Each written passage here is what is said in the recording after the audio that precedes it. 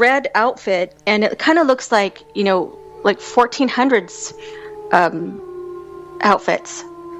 And I'll get back to that in a second too, about what they wear.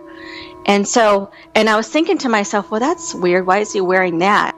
And then all of a sudden, he changes what he's wearing to a business suit and his hair slicked back. And he was giving me the feeling like, well, how's this? Is this better?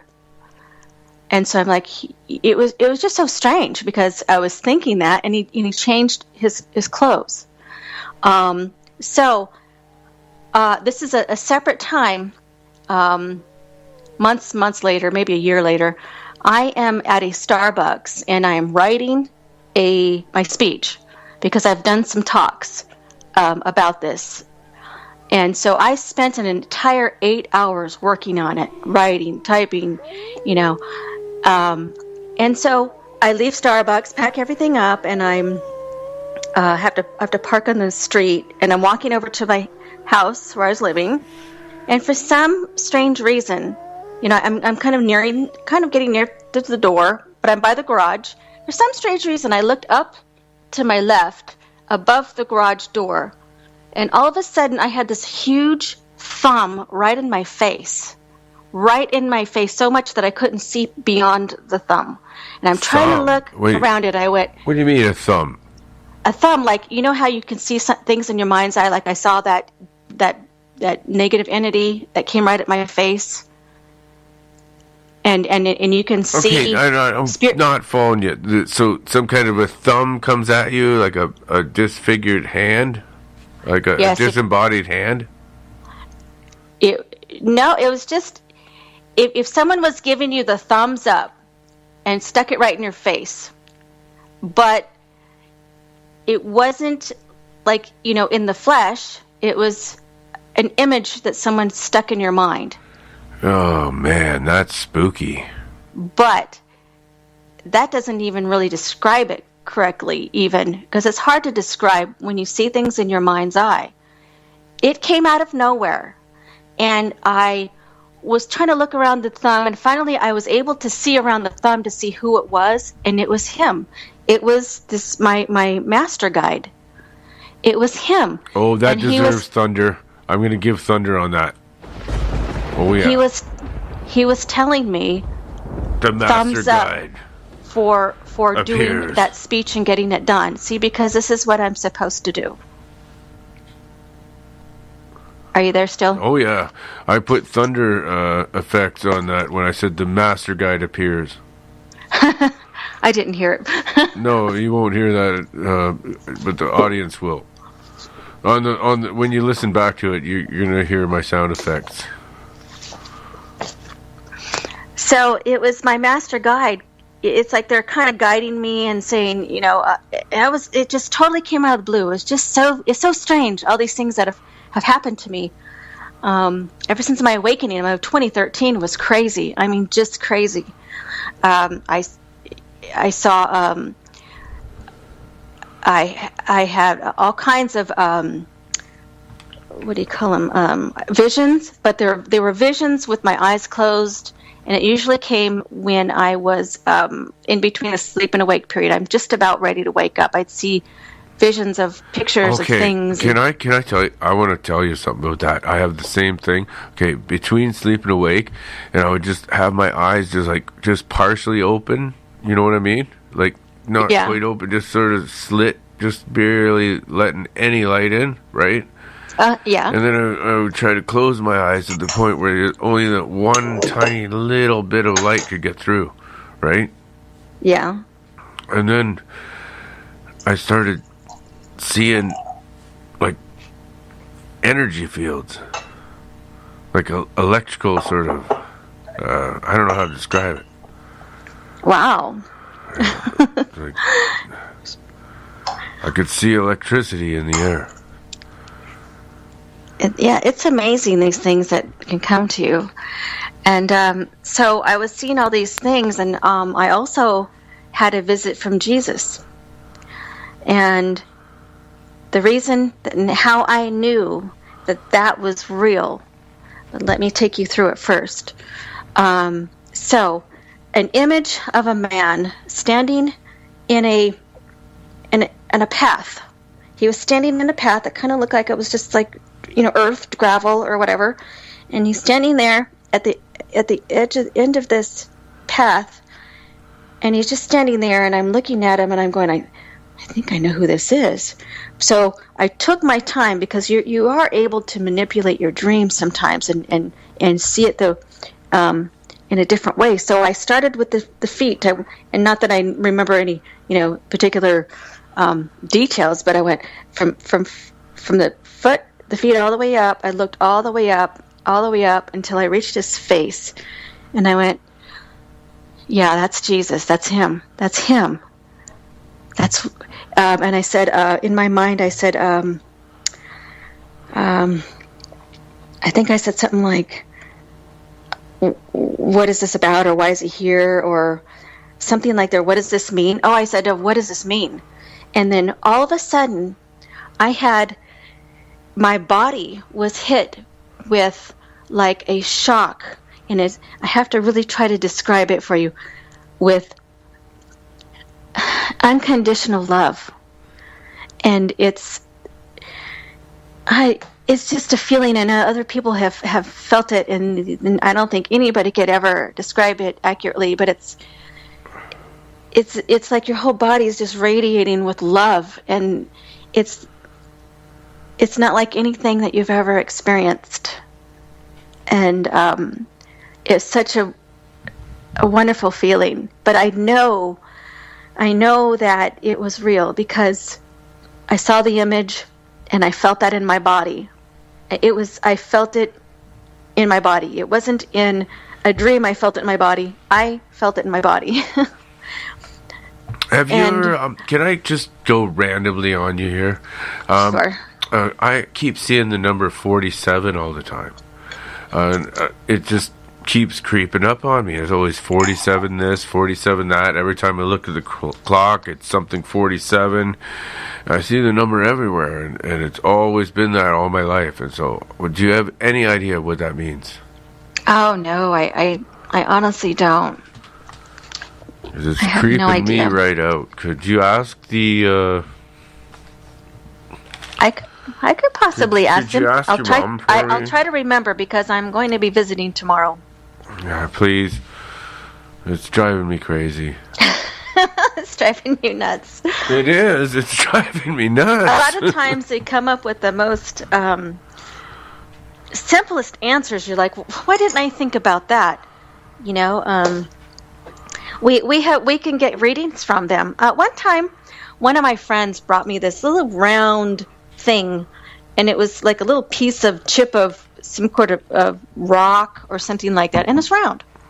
Little chocolate donuts. It was round and flat, like a coin, right? But it's a piece of rock. So he says, I'd like to get a reading from your mom and the Ryans. What this is, where it came from. I'm told that it came from the pyramids, and so I go and I show it to her. And they said that it was a door from a trapdoor spider. And he said, but there was all kinds of different sizes of them. I said, and they commented, well, they're different sizes of spiders. So that answered that question. There's also one time I was same guy. I was sitting near my mom, and I was talking to him on the phone, and he said, I want to know, what are these underwater crop circles? And I had never heard of them before. I said, underwater crop circles? My mom, who's like playing a game on the computer, turns around and she says, it's a fish. It's a mating thing from a fish. I'm like, okay. And I looked up on the line real quick, and sure enough, it's a mating thing that the fish do to attract the females. It makes sense, right? It does make sense. Look, peacocks do this, that, amazing. Whatever. Yeah. It just makes you think.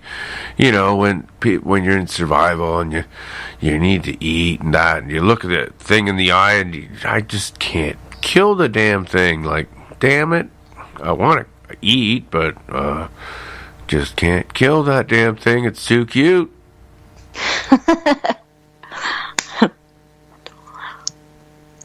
But there's been all kinds of things that they can tell us. All kinds of things. They know everything. They know everything going on. They know, they keep an eye on all the wars going on. They know what's going on over there. Do you know? Do you remember the Mwazi guy who was the beheading all the people? The terrorist guy who was doing the beheadings? Yeah. I don't really know. It's terrible. It's just sick. Okay, well, he was finally killed last, I think it was October. And this is give you an idea of who these Orion people are. They manage our souls. They told me what happened with them. That they knew he was going to be killed seconds before it happened, and they took his DNA. So they can extract the DNA right before he was hit by that missile or whatever it was. They took his DNA and they said they made him another body, and they immediately put him on another planet. Nice. And they allowed him to remember who he was on Earth and all the bad things he did. Ooh. And they said that they put him on a planet where it was cold, where he had to fight. Oh, Yeah, he had to fight every day to find warmth and to stay away from animals that wanted to attack him. Punishment. Is that wild? Yes. So you see, It's the punishment of the filthy nasty.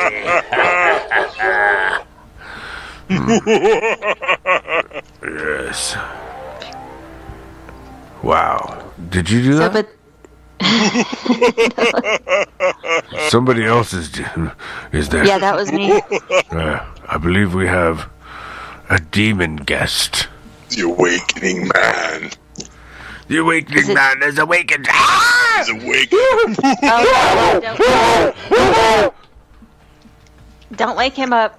Oh my lord, he's here. Hey, I want to tell you guys something. Okay. Can you hear like a little echo, Wolf? You're not bad now. You sound all right. Okay, good. So check this out. I listened to KGR radio. It's the paranormal. Phenomenon Radio with Linda Moulton and John Burroughs. Have you heard of that show on Thursday nights? Yeah. You heard of the Rendlesham Forest incident in 1980, right? Rendlesham, yeah. Rendlesham, yeah. So it was 3 nights. I think it was the 25th, the 26th, and the 27th. They had sightings out there. That's right, brother. And you better not be on speakerphone. Or I'll take you off. That's probably what the problem is. Is it better now? Are you talking about Rendlesham? Yes. Oh, that's way better, dude. Okay, that's what it was. I had you on speaker. I don't know why it was Don't do echoing, that. though. It doesn't make any sense. No, don't do that. Yeah, The 'cause we hear a Orions lot. gave us a little bit of information about the symbols that were on that craft. I'm hearing kids playing in the Rendlesham. background. I put it on a video on my YouTube. Cool. I'll have to check that out. And even though it might seem kind of weird as to why they would put such writing on the side of the craft, it's my belief that the craft or the people or whomever knew that he was outside of it. Oh, they knew all right. Mm-hmm. They took him for 8 to 10 minutes. The lady said her name was Cookie. That's the name they called her on the radio show. She actually spoke for the first time ever live on the radio Thursday night, which was last night. And Linda Moulton Howe was interviewing her, and she was talking about she was out in the forest, not directly next door, right next to Peniston and Burroughs, but she was there in that group. And she saw the lights, just like everybody else saw the lights. And she was looking at Peniston, and she was looking at Burroughs. And Peniston was talking, for whatever reason, he was talking to the lights, which was a craft, in my opinion. So, and then all of a sudden, she said Burroughs just literally just vanished. And he was gone for 8 to 10 minutes, and then he rematerialized. And when he came back, his skin was all red. He was burned. Okay, is it just me, but I don't recall ever hearing that there was a woman present there. Is it just, do I not have the right This is the first time that she has come forward as one of the, just the general military people that was on the base, working on the base, because as you know, they have women in the military. So yes, it is the first time that it was a woman has come forward and spoken about what she saw that night. It was actually, she said it was at 12:03, between 12:03 and 12:08 a.m. on the 26th, which is obviously a few minutes after midnight of Christmas. Why did she come forward now, not back then? Because that's a good question. Because John Burroughs has been investigating this thing because it's his life, obviously, for a long time, and Linda Moulton Howe has too. And they're finding people. She's not the only one. They found multiple people that have actually been on their radio show, on the Phenomenon radio show, and come out and spoken about what they saw that night. And I've been listening every Thursday. It's not every single Thursday, but they've had multiple people come on that nobody you've heard about on YouTube or in the news or on any of they're not done any radio shows. These people are coming out for the very first time since 1980 and speaking about what they experienced. So did Peniston and Burroughs comment on this, and they agreed that Burroughs was there during the interview. He didn't. He just talked about it because he obviously was awarded. You probably know he got awarded like $1 million for the damages that were done to him as a result of the radiation that occurred while he was out there in the field that night. No, I didn't know about that. Yeah, he recently won it's kind of not really been publicized, but he did get a $1 million settlement, basically, because he, based on what happened to him while he was out there on that evening, he experienced heart problems and all sorts of problems as a result of the radiation. We'll call it radiation poisoning, whatever it was.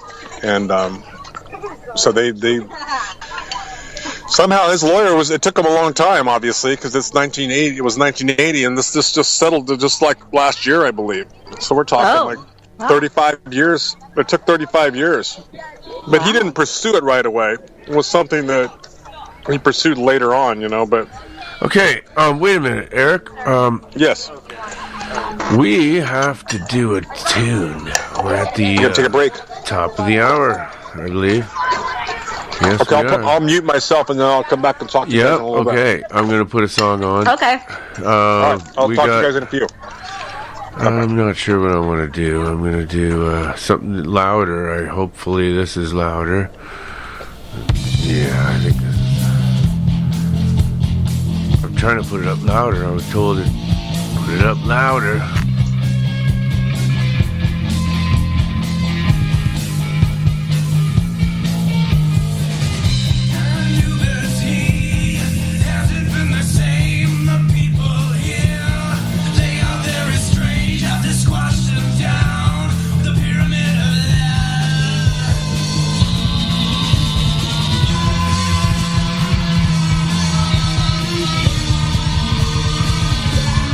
We're a bit of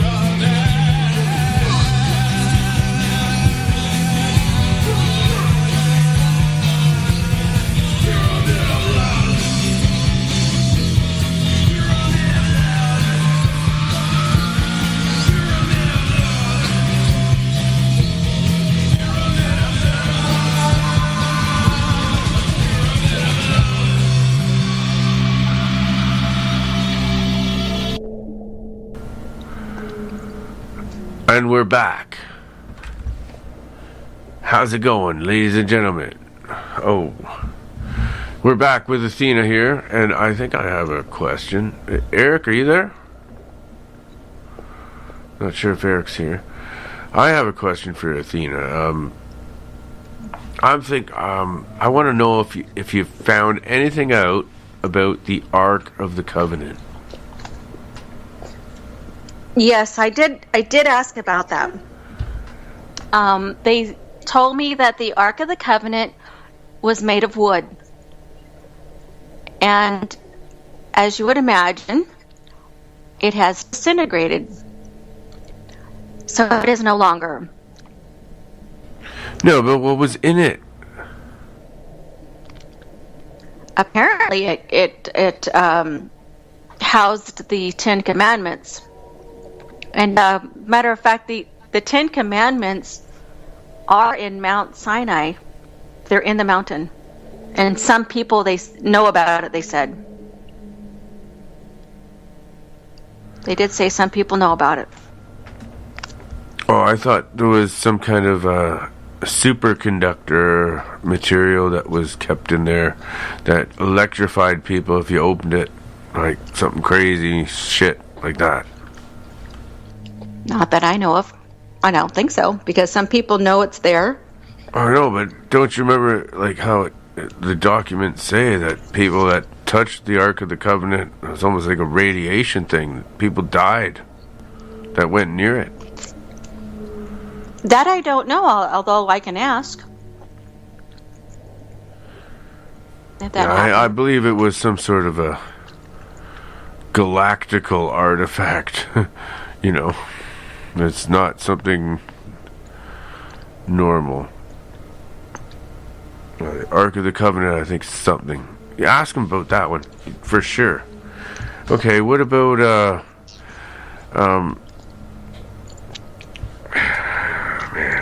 The pyramids. The pyramids. Oh my God, you said it at the same time. Holy shit. That was good, eh? Oh, jinx on you.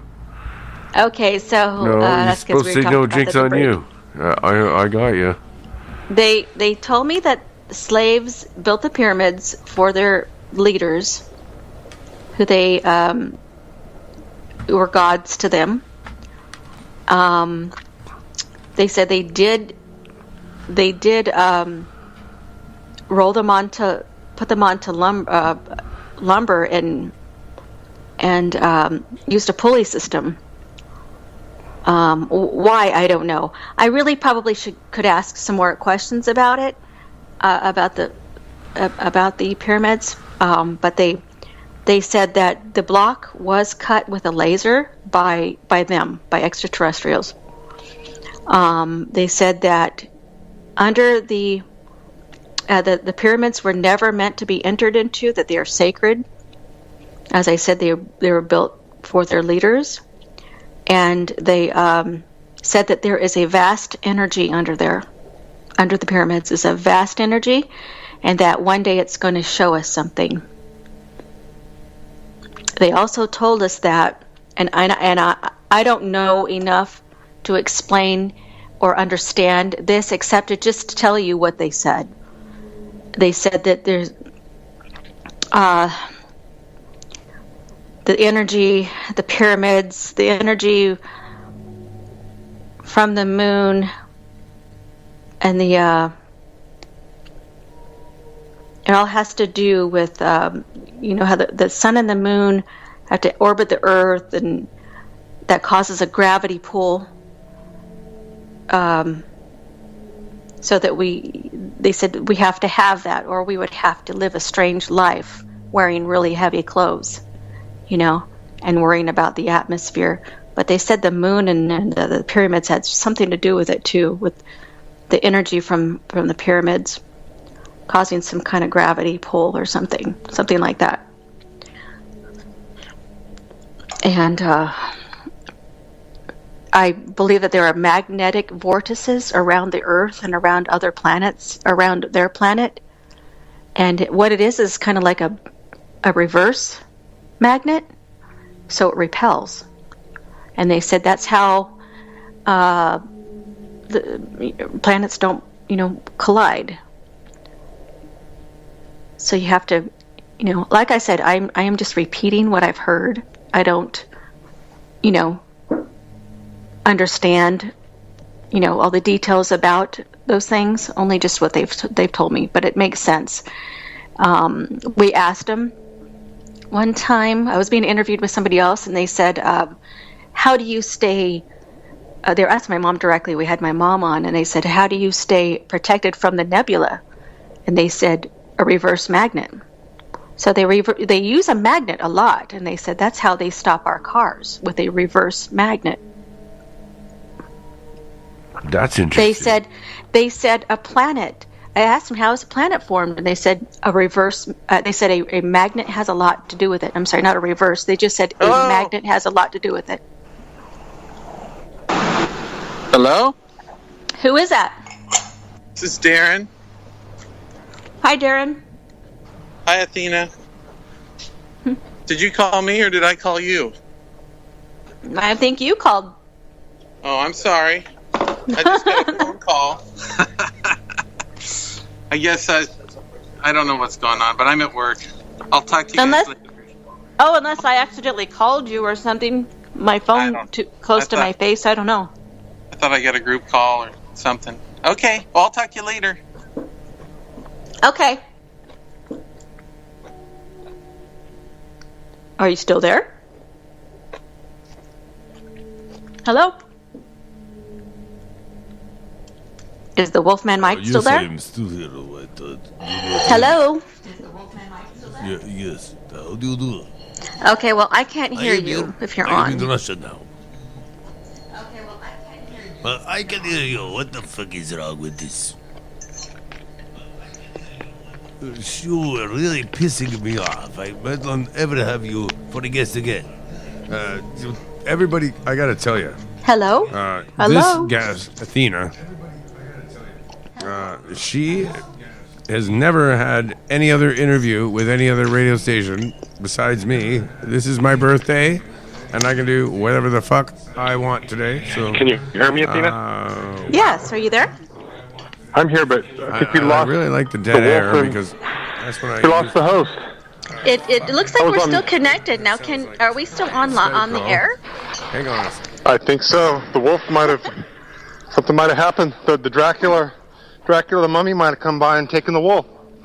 Well, if we're still on live, before we get off here, I thought I would mention that it was Wolfman Mike's idea to set up a GoFundMe page to find Noah's Ark. So I have a GoFundMe page, and you can find it by looking for Finding Noah's Ark in the Bering Sea. So Did you ever tweet with Mike Barra? You'll never find the Mike ark. Barra? I have it hidden in Yeah? dungeon. He's all into that. He wrote a He book is? about it. Yeah, About he's Noah's got Ark? a book. Well, not just about Noah's Ark, but his research on it. You gotta send him a tweet. He's actually a sociable guy. He'll Yeah. tweet back. He's one of the few guys that'll actually tweet back. You sound like you're running or something. What are you doing? You know, some of these Masturbating? people that are kind of famous in a way, it's like, I don't know if they're actually doing their Twitter or they got someone doing it for them, but a lot of times you send them a tweet. Shut up. You don't hear from them. They just, whatever. You know that joke. Anyway, I Okay. think I was probably going to sign off anyway here very soon. And so I think I'm going to sign off. And is there Okay. anything you want to say? I'm going to go ahead and No, sign that's off it. for Wolfman Mike. And I think I got across what we needed to get across tonight but the reason for the contact that we have is it was our job to come here to warn people about our environmental issues. The Earth is at a bad time with pollution. And you're making all kinds of noise. Oh, hold on. I'm sorry. I'm gonna What's mute. going on? I was gone Back. for. I'm gonna mute. Okay. Oh my gosh! What just happened? I don't know why. That's hilarious. But hey, I said a few things, and I would actually maybe like to sign off now, but I just wanted to say a few words like I was going on about why we're here. My mom and I are a team. We are sent here to get a message to the people that we need to do something about our dire environmental issues. The earth is fighting back. They told me that the earth is a living organism. I believe that one. And it cleanses itself by ways of tsunamis, earthquakes, all these natural disasters that are happening. I'm right with you on that one. All these landslides. They warned us about the earth crazy cleanses weather. itself. It's a living, what we call Mother Gaia. I've always believed this. And she will Yes. cleanse herself of nasty parasites. And they said that a lot of people were going to be engulfed, and this was 3 years ago. And guess what? It's happened. In the last 3 years, it's happened a lot. All these landslides, all these earthquakes, floods, houses, caving, on the sides of mountains, they said they were going to fall down. It's happened. All these, the earth opening up. It's happening, and people don't get it because they don't, they don't dumb. understand that. They're dumb. Like, I don't know how But else. here's the thing. They said we No, only have seriously, 16 like, wait a minute. Here you go, right in your face. Boom. Like, wow. Okay. The paper said it was only that it was a mistake. It was a weather balloon. But they said we walk around in a cloud. We walk around in a cloud. We don't. Let me quote something to you. I have it right here. I got to look it up. I'm going to read it. They said, "You don't hear, and you don't see. You ignore what we try to tell and show you. You are a hope, but you are demolishing the hope. You are polluting everything. You are very complex people, and we didn't make you to be that way either. But we feel responsible because we are the ones who put you together."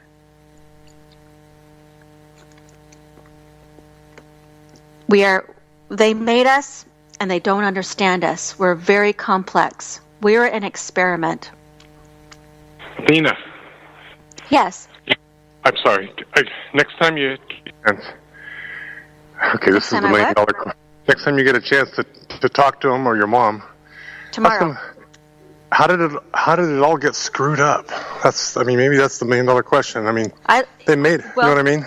They made us. We're an experiment. They cloned us for God, and I think something didn't come out quite right.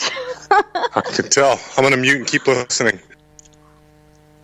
I will ask them. I'd like to know if there's been any influence, if anyone's messed with us. But they do try to help with our environment. They send some things down to us. They can't intervene too much. It's they can only send us some things down. They can. There's only so much they can do. They can't intervene. But one of the things that they I have got one done- question.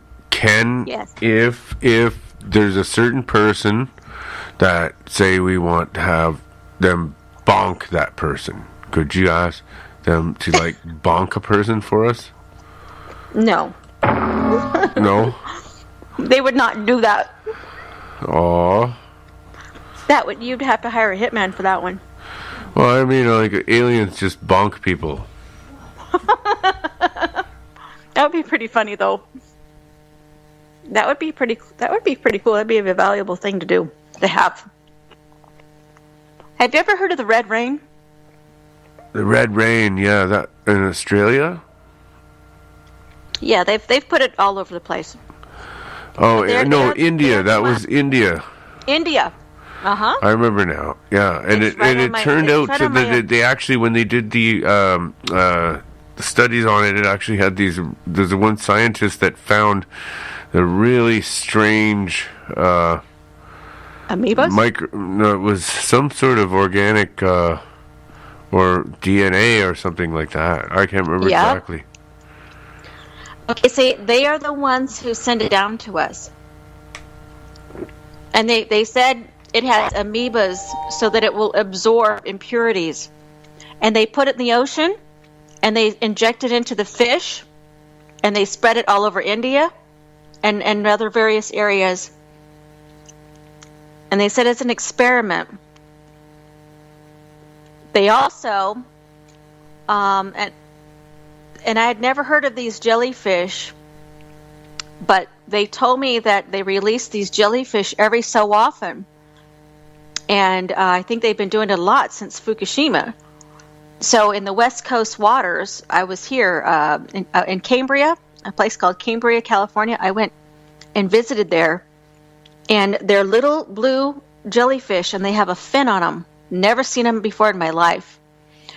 And so I'd see them all over the place, you know, and anyway, so I had actually already known what they were before I saw them, that they had explained them to me.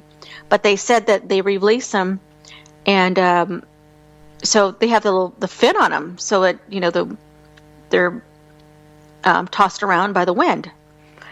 So they absorb impurities from the ocean, and then they just wash up on the shore and die. They do their job and they die. But they send things down like that. Probably a hard thing for people to grasp, you know, but they have to think, why do these all wash up on shore and die? What are these things? Why do they have a fin on them? Why are these jellyfish with a fin on them? I mean, people need to start questioning how all this life got to this planet, why we keep finding new things. These are the people responsible for it all. Can I interject something, Athena? Oh, yes. Okay, so check this out. This is what you're saying is very interesting. When I studied the Credo Mutwa, I told you about last week when we talked briefly, the shaman from South Africa.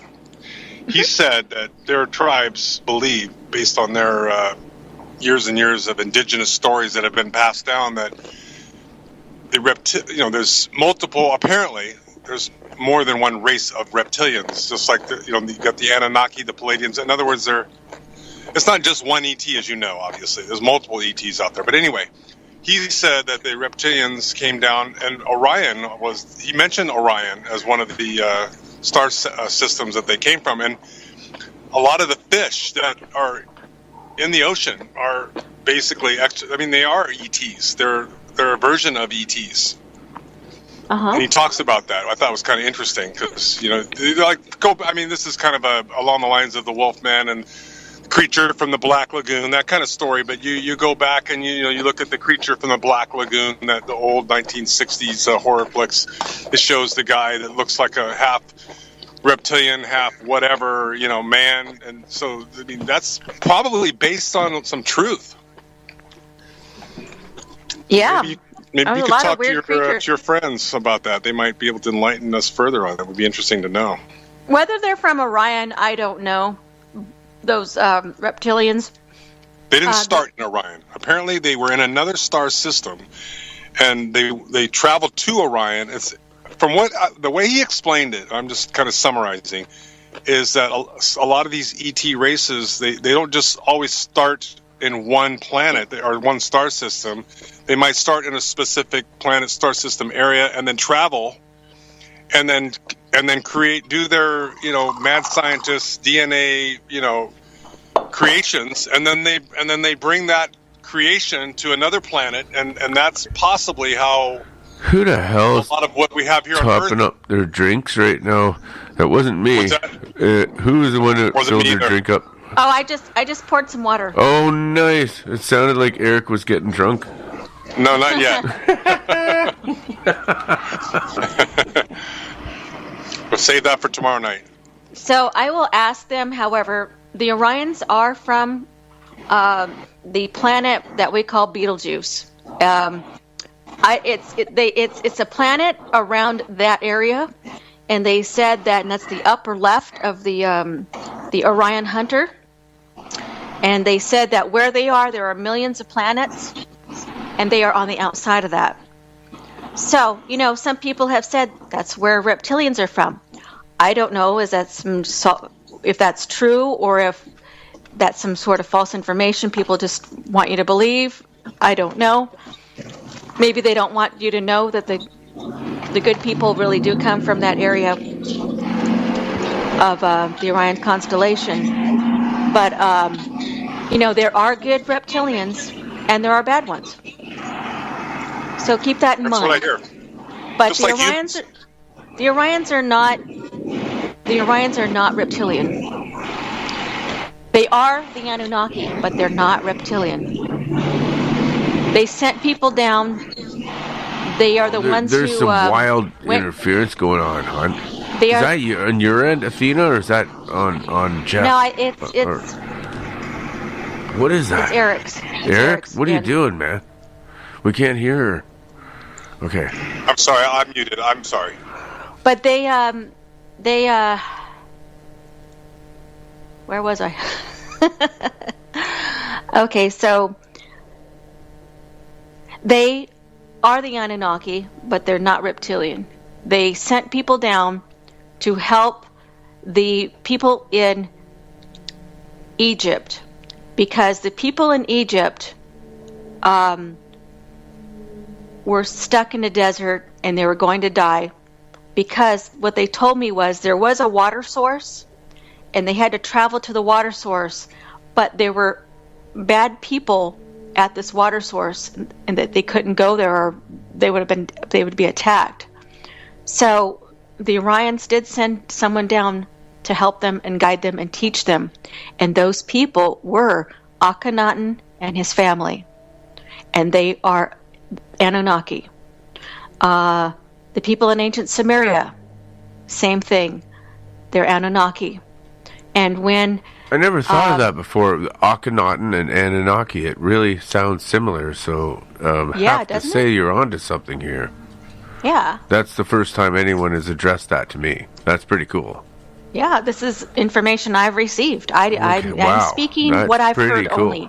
This does not come from me. This is a wild question. Did not Jesus of Nazareth first be born in Egypt and could be possibly the child of Cleopatra?